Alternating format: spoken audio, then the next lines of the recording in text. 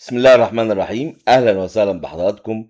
اسعد بلقائكم اليوم في حلقه جديده من 30 عقده الجربر في 30 يوم من رمضان. جالنا سؤال بيقول لما بعمل سبليت لجزء زي القمر مثلا اعمله جزئين ما بيرضاش يعشق من دايناميك سبليت.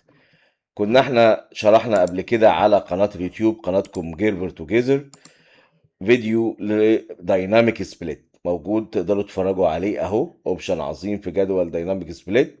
ودايناميك سبليت خليني اكلمكم عنه سريعا، انه بيديني ميزه معينه ان في قطعه معينه جوه الماركر نفسه اقدر اقطعها، ويديني كمان سيم الاونس مسافات خياطه. يبقى انا هختار قطعه معينه من باقي قطع الموديل اقطعها نصين او اقطعها بالكميه اللي انا عايزها، وكمان لما اقطع الجزء اللي هعمل عليه سبليت يديني سيم الاونس. طيب، بس لازم اكون كاتب في جدول الموديل ان انا عايز على القطعه دي دايناميك سبليت. طيب تعالوا نشوف مع بعض. لو جينا هنا في الجدول الموديل موجود عندنا في داتا 90 جينز، هنفتحه على الموديل اديتور، اوبن ويز موديل اديتور. عندي جوه جدول الموديل زي ما شرحنا على اليوتيوب قبل كده الدايناميك سبليت. طيب فتح معايا هنا، هلاقي جزئيه مخصوص هنا كده اسمها دايناميك سبليت. انا مسموح لي ان انا اقطع جزئيه الباترون دي من 0 الى 9 اجزاء، يعني الرقم بتاعي من 0. طبعا انا مش همسك اي قطعه في الباترون اقطعها 9 اجزاء، هما بس بقسمها نصين. مثلا عندي زي ما احنا هناخد دلوقتي اكزامبل القمر البنانا ده اهو، حبيت ان انا اعمل منه مقاسات وعرض القماش بتاعي قليل والكمر اكبر مقاس طوله اكبر من عرض القماش، فبالتالي جيربر مش هيعشقه. هقول لك مفيش ما يمنع ان في المقاس ده بالذات ده تقدر تقسمه نصين ونجنطه مع بعض، بس كل الكاميرات حته واحده. لما هنيجي هنا بقى قصاد ده كده هديله هنا في الخانه بتاعت الدايناميك سبريد دي، اقول له اديني ان انا اقطع الجزئيه دي او اقطع الكامر دي اتنين او تلاتة او زي ما انا عايز لحد 9 اجزاء اهو، يعني من 0 لحد 9. اخلي دي 5 مثلا. اوكي كده، وهقول له هنا سيف. اروح اعمل ماركر بقى. نعمل اي جدول موديل كده، ناخد البنطلون الجينز ده جدول اوردر، نعمل ماركر ونخلي عرض القماش قليل ونشوف قصه الديناميك سبليت دي وايه مشكله ان هي ما بتعشقش معايا تعشيق اوتوماتيك. طيب ده جدول الاوردر. هاجي هنا نفس الموديل ده هديله فابريك ويتس، هقول له احنا هنا 100، وهنيجي ماشيين كله تمام. الانوتيشن الماركر اهي، طريقه الفرش اللي نيمت سنجل بلاي. هنخش على جدول الموديل، اتس اوكي. هنختار الفابريك تايب اهو اس، عندنا خامات كتير في البنطلون جينز تمام. وادي الريشيو بتاعنا، وهقول له هنا بروسيس اللي هو من اكشن.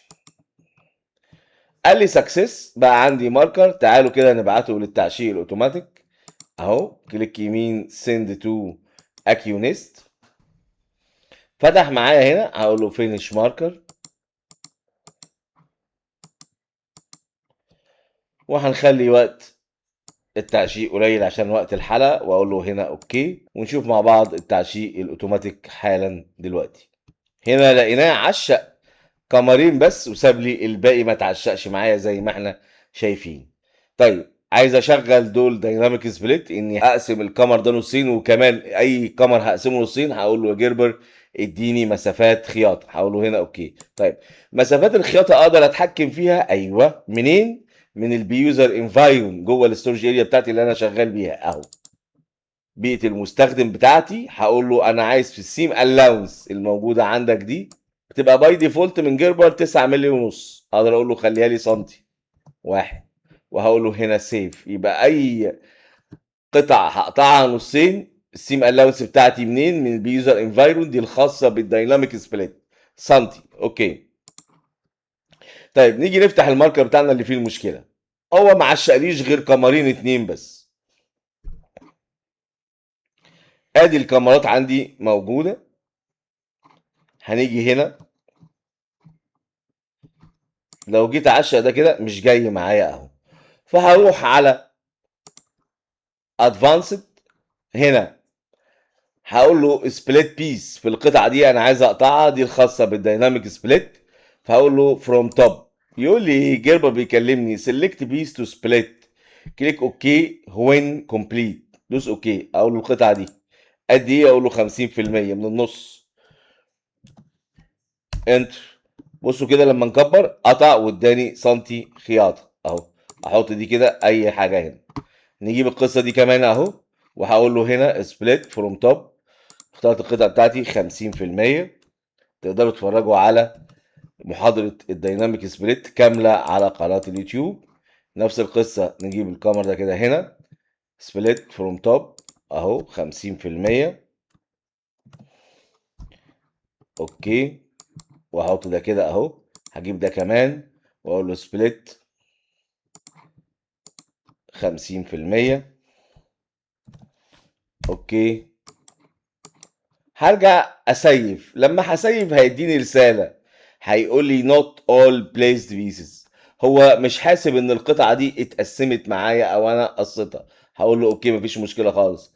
لما هاجي هنا على البيس وادوس امبليس مش هلاقي حاجة طلعت في المنيو فوق. طيب بعد ما سيفت هقفل ماركري عادي جدا، ما عنديش مشكلة خالص. وهرجع اقول له ريستارت ماركر عشان ارتب القطع تاني واضغطها بشكل كويس جدا عشان اقلل هدر الاستهلاك. كليك يمين send to Acunist. بس انا عايز يا جربر لما اعمل تعشيق للماركر تاني ما تطلعليش القطع تاني فوق، لان لو طلعتها فوق ايه اللي هيحصل؟ هيرجع يلحم الكمر، لان الكمر في الاساس بتاعه كان قطعة واحدة. طيب هيفتح معايا كده، هرجع اقول له بقى ريستارت ماركر. الجزئية دي مهمة جدا. unplaced all pieces. عيد تعشيق الماركر ده على وضعه الحالي. لو قلت له return all pieces to the menu فهيطلع كل القطع فوق، وبالتالي هيلحم كل الكاميرات اللي انا قصيتها نصين. يبقى اشتغل على الوضع الاساسي ده، على الكاميرا، على الجزء ده، على الماركر ده. اتس اوكي كده تمام. طيب خد دقيقة مثلا واقول له هنا اوكي، يبدأ يعيد لي تعشيق الماركر. هنشوف دلوقتي مع بعض. يبدأ يعد لي تعشيق الماركر عشان يقلل الاستهلاك ويدمج القطع في بعض.